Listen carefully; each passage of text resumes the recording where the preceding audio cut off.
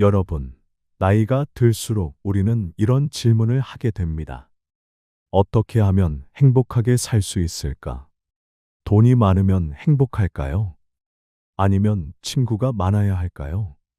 조선의 대학자 다산 정약용은 긴 유배 생활 속에서도 삶을 긍정적으로 받아들이며 노년의 행복에 대해 깊은 지혜를 남겼습니다. 오늘은 동양의 지혜, 다산 정약용이 말하는 노년의 행복 비결 세 가지를 함께 살펴보겠습니다. 첫 번째 지혜는 자족입니다. 자족이란 말 그대로 스스로 만족한다는 뜻이지요.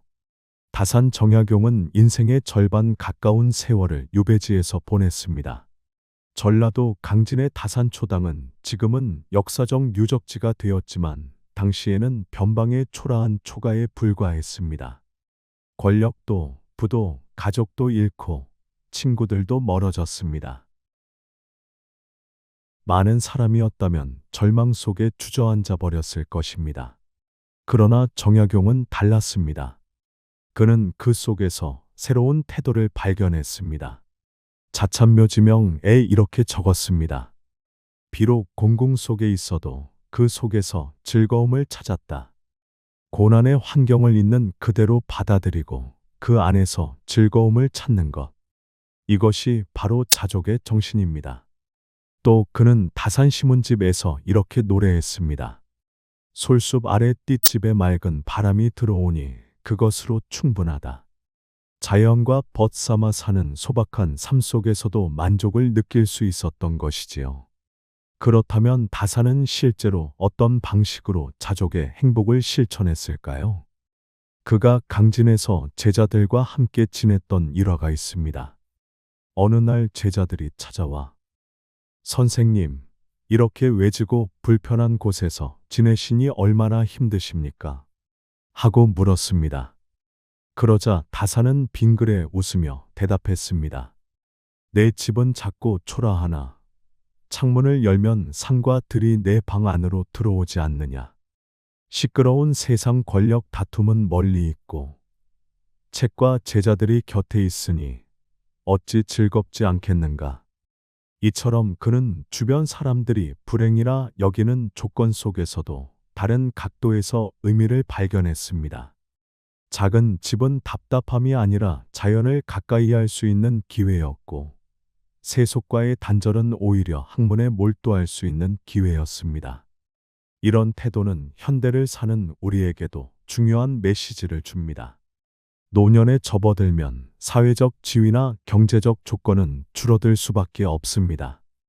하지만 행복은 줄어드는 것이 아닙니다. 오히려 작은 것에서 만족을 찾는 마음이야말로 노년의 삶을 더욱 빛나게 합니다.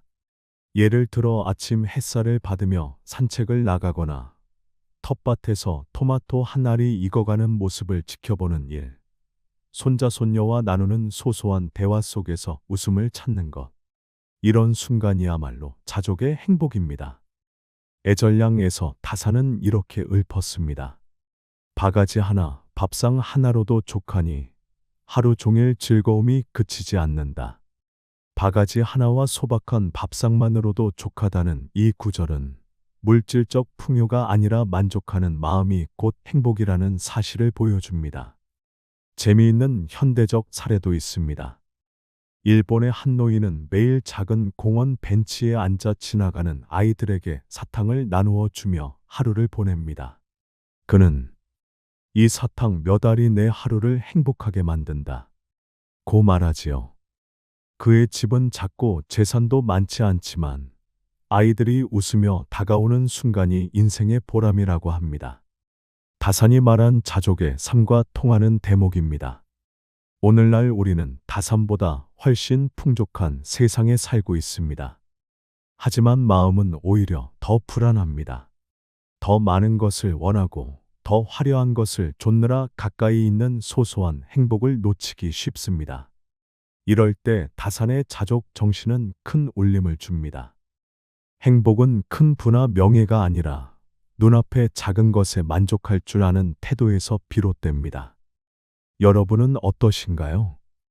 혹시 잃어버린 것, 가지지 못한 것에 집착하느라 눈앞의 작은 행복을 놓치고 있지는 않나요? 나이가 들어갈수록 우리가 지켜야 할 것은 거대한 성공이 아니라 일상의 기쁨입니다. 따뜻한 밥 한 끼, 저녁 노을, 친구의 안부 전화. 이런 작은 순간이 쌓여 노년의 삶을 더욱 빛나게 합니다. 다산이 역경 속에서도 웃을 수 있었던 이유, 그것은 바로 자족의 지혜 덕분이었습니다. 스스로 만족할 줄 아는 마음, 그것이야말로 노년의 행복을 위한 첫걸음입니다. 두 번째 지혜는 배움과 기록입니다. 다산 정약용은 강진 유배지에서 무려 18년을 보냈습니다. 누구에게는 절망의 시간이었겠지만 다산에게는 오히려 평생 학문을 집대성하는 황금기였습니다. 경세유표, 목민심서, 흠음신서 등 조선을 대표하는 저술 대부분이 이 시기에 완성되었습니다. 그는 자참묘지명에서 이렇게 말합니다. 유배지라 할지라도 독서를 패하지 않았다. 추방과 억압 속에서도 배움을 멈추지 않았음을 스스로 기록한 것이지요. 또 여유당전서에는 이런 구절이 있습니다. 하루라도 책을 읽지 않으면 말의 맛이 없음을 느낀다. 그에게 배움은 단순한 지적 유의가 아니라 삶을 살아가게 하는 활력이었습니다. 흥미로운 일화가 있습니다.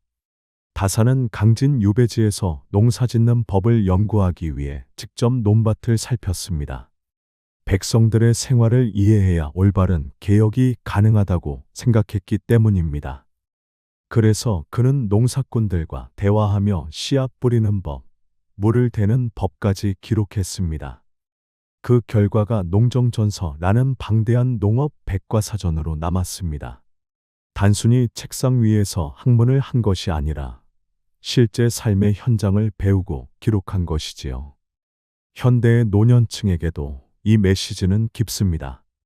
나이가 들면 이제 배울 게 뭐가 있나 하는 생각에 빠지기 쉽습니다. 하지만 배움에는 끝이 없습니다. 오히려 새로운 것을 배우는 과정은 뇌를 자극하고 삶의 의미를 확장시킵니다. 예를 들어 글을 읽고 쓰는 습관을 들이는 것만으로도 치매 예방에 도움이 된다는 연구 결과가 있습니다. 또 사진 찍기, 악기 배우기, 외국어 공부, 심지어 스마트폰 활용까지 새로운 배움은 노년의 활력을 불어넣습니다. 다산은 다산신문집에서 이렇게 적었습니다. 책은 말로 다하지 못한 것을 담고 말은 마음속 뜻을 다 드러내지 못한다. 그래서 그는 끊임없이 기록했습니다. 기록은 단순한 기억 보관이 아니라 마음과 경험을 정리하고 후대의 지혜를 남기는 도구였습니다. 오늘날 우리는 다산보다 훨씬 다양한 기록 수단을 가지고 있습니다.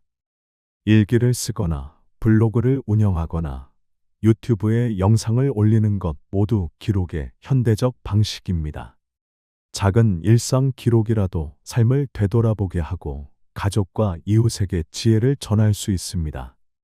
다산은 경세유표에서 학문의 목적을 이렇게 정의했습니다. 학문의 길은 이치를 궁구하고 본성을 다하는 데 있다. 즉, 배우고 기록하는 것은 단순히 지식을 쌓는 것이 아니라 자신을 완성하고 세상을 이롭게 하는 길이라는 뜻입니다. 재미있는 현대 사례를 들어보겠습니다.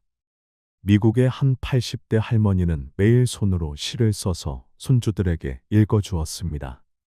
처음에는 가족을 위한 기록이었지만 그 시들이 SNS에 퍼지면서 전 세계 사람들이 감동을 받았지요. 다산이 붓으로 기록을 남겼다면 우리는 스마트폰과 인터넷으로 기록을 남기고 전 세계와 공유할 수 있습니다. 노년의 삶은 단순히 남은 시간을 소비하는 것이 아닙니다. 오히려 새로운 지혜를 배우고 기록할 수 있는 또 다른 기회입니다. 다산이 유배라는 절망의 시간을 평생 학문으로 바꾸어냈던 것처럼 우리도 일상의 작은 배움과 기록 속에서 노년의 행복을 발견할 수 있습니다. 여러분도 오늘부터 작은 배움 하나, 작은 기록 하나를 시작해 보시길 권합니다. 그것은 곧 지혜로운 노년을 위한 가장 확실한 투자입니다. 정약용은 유배지에서 오랜 세월을 보냈습니다. 그는 외롭게 홀로 지낸 것 같지만 사실은 수많은 제자들과 끊임없이 교류했습니다. 그들과 학문을 나누고 편지를 주고받으며 인간적인 정을 이어갔습니다. 그가 여유당전서에서 남긴 말이 있습니다. 사람은 벗이 없을 수 없으나 벗은 덕이 있는 자라야 귀하다. 이는 단순히 많은 친구가 중요한 것이 아니라 덕을 바탕으로 한 인연이야말로 오래 지속된다는 가르침입니다. 또 다산 신문집에는 이렇게 적었습니다. 사람과 사귀는 데는 성실함을 근본으로 삼아야 한다. 다산에게 있어 관계란 계산이나 이해관계가 아니라 성실함과 진심이었습니다. 강진 유배 시절 다산은 마을의 젊은이들을 불러 그를 가르쳤습니다. 이들이 바로 다산 초당의 제자들입니다. 그 중에는 훗날 학문적으로 큰 인물이 된 이들도 있었지요. 제자들은 스승을 존경하며 식량을 나누고 학문을 배우며 스승의 외로움을 달래주었습니다. 스승과 제자의 관계가 단순한 지식 전달을 넘어 서로의 삶을 지탱하는 힘이 되었던 것입니다. 다산의 서신에서도 그 따뜻한 정을 엿볼 수 있습니다. 그는 제자들에게 이렇게 당부했습니다. 벗을 사귀는 길은 신의를 지키는 데 있다. 노년의 삶에서도 이러한 관계의 지혜는 매우 중요합니다. 나이가 들어갈수록 사회적 활동은 줄고 인맥도 좁아집니다. 그러나 행복은 많은 사람과의 얕은 연결에서 오지 않습니다. 오히려 몇몇 사람과 깊이 있는 관계를 맺는 것이 훨씬 큰 의미를 줍니다. 예를 들어 자녀나 손주와 꾸준히 대화하며 마음을 나누는 것, 오랜 친구와 진솔한 대화를 이어가는 것, 봉사 활동이나 지역 모임에 참여하여 서로 도움을 주고받는 것. 이런 관계 속에서 우리는 내가 여전히 누군가에게 필요한 존재라는 만족감을 느낄 수 있습니다. 자찬묘지명에서 다산은 이렇게 고백했습니다. 내 벗이 비록 적으나 그들의 진실한 마음만으로도 충분하다. 친구가 많지 않아도 진정성 있는 몇 사람만 있으면 행복하다는 의미입니다. 재미있는 현대 사례도 있습니다. 미국의 한 연구에 따르면 노년기의 행복을 가장 크게 좌우하는 것은 돈이나 건강이 아니라 관계의 질이라고 합니다. 매일 가족이나 친구와 따뜻한 대화를 나누는 노인이 아무도 만나지 않는 노인보다 우울증 발생률이 훨씬 낮았다는 것이지요. 한국에서도 한 80대 어르신이 이런 이야기를 남겼습니다. 내 인생에서 가장 큰 재산은 친구 2명이다.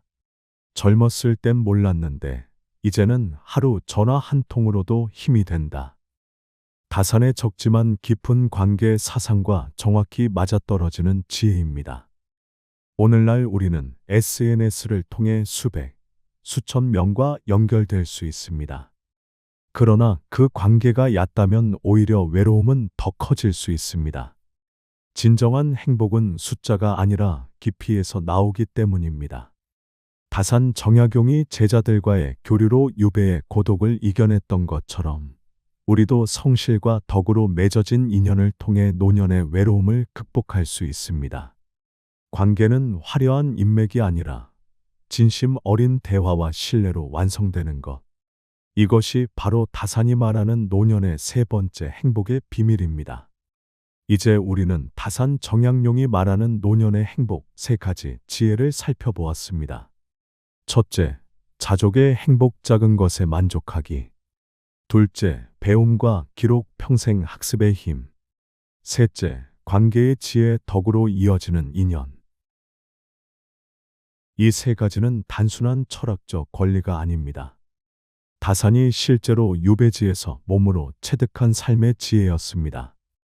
권력도 잃고 부귀도 잃고 가족과도 멀리 떨어져 지냈던 외로운 상황 속에서 그는 어떻게든 무너지지 않고 살아내야 했습니다.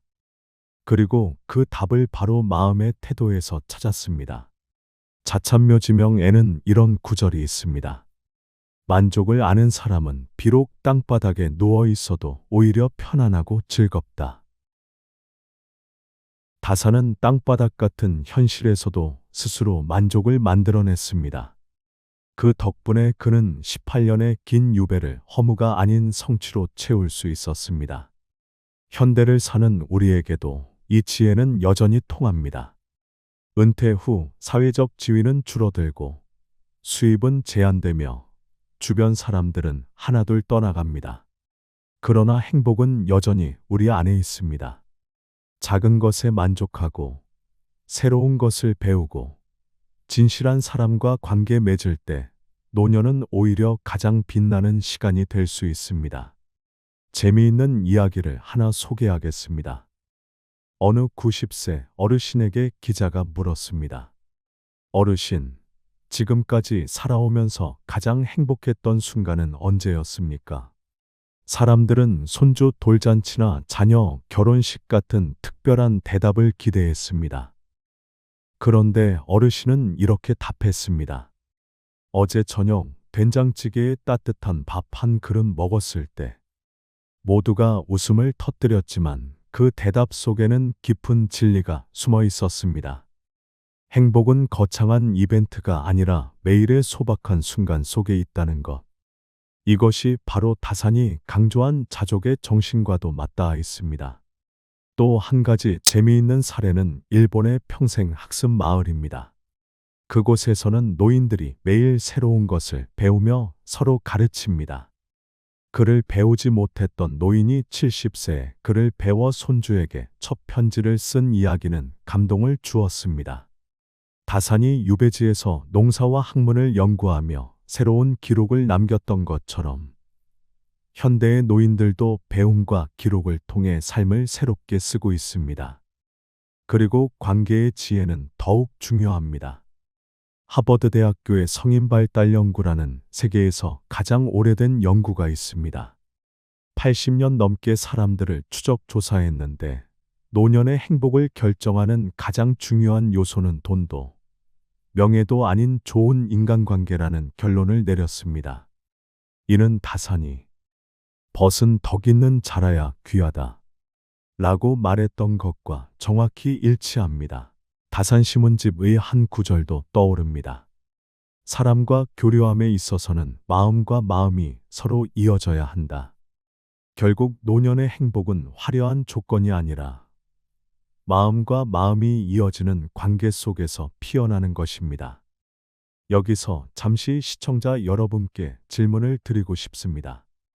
여러분은 지금 어떤 방식으로 행복을 찾고 계신가요? 혹시 잃어버린 것, 가지지 못한 것 때문에 불행하다 여기고 있지는 않나요? 혹은 아직도 더 가져야 행복하다는 생각에 사로잡혀 있지는 않나요?